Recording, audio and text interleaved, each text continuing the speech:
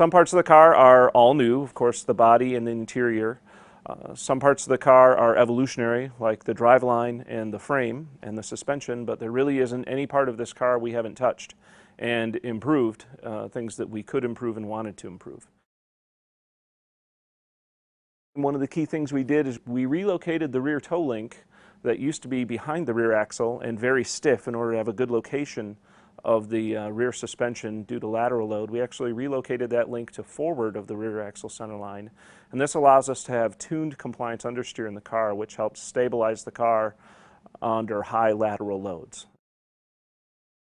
So we've gone from a 2000 vintage 3-channel Continental ABS system to a very much modern Bosch from their performance group BEG stability control system, which is a 4-channel ABS. We've got traction control, we've got stability control required by any vehicles sold after 2012, and launch control on the vehicle.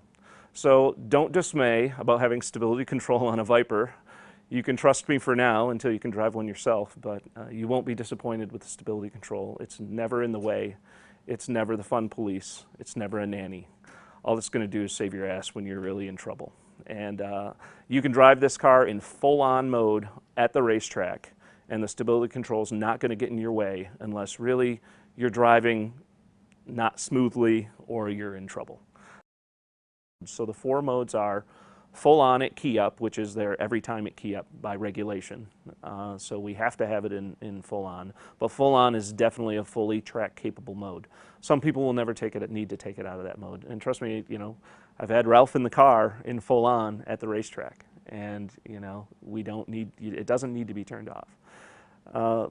Mode 2, called Sport, is reduced amount of stability control intervention, but it's still there to straighten you out if you're really in trouble. And there's some traction control. It's really track mode traction control, but it's going to allow more wheel slip. And it's going to allow you to steer the car somewhat with the throttle more than it is in full on. And then track mode is stability control, reduced stability control only, and the 4th mode is full off. And then launch control is a 5th mode that's available in any one of those 4. Launch control, the button to actuate it is on the steering wheel, and in launch control, once you put it in that mode, the cluster will let you know you're in that mode.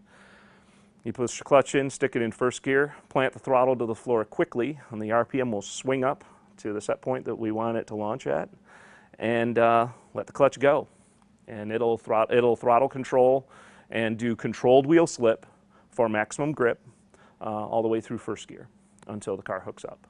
And it's meant to be used on, optimum surfaces as well as some suboptimum surfaces.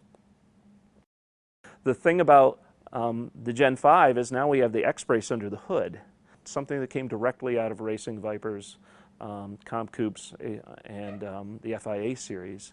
The Comp Coupe and the GTSR had X-Braces under the hood. Look closely, and that's for a reason.